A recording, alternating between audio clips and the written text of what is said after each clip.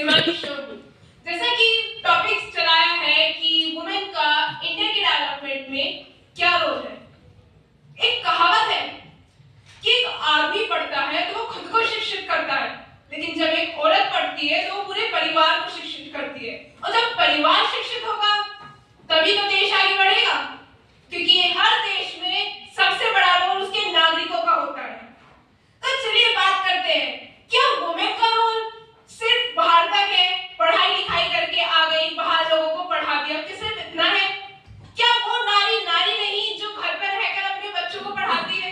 उसने भी तो अपने लिए मतलब देश के लिए बहुत बड़ा योगदान दिया है, वो उन बच्चों को पढ़ाती है। अब आप एक अनपढ़ इंसान से कह दें कि तुम इसको सिखा दो, तो क्या वो सिखा सकती है? एक अनपढ़ माँ भी अपने बच्चे से कहेगी बेटा पढ़ लिख के नवाब बन।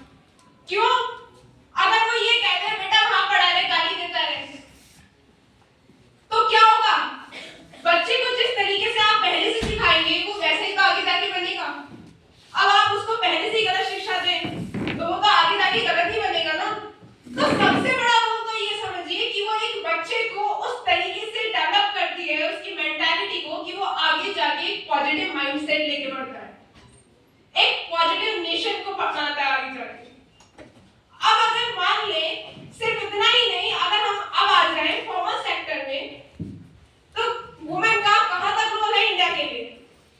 हमारी कंट्री में पहले से सिर्फ मैन आर्म फोर्सेस में जाते थे, लेकिन 1992 से वुमेन ने आर्म फोर्सेस में आना शुरू कर दिया। 1992 में ओटीए में वुमेन की जॉइनिंग शुरू हो गई।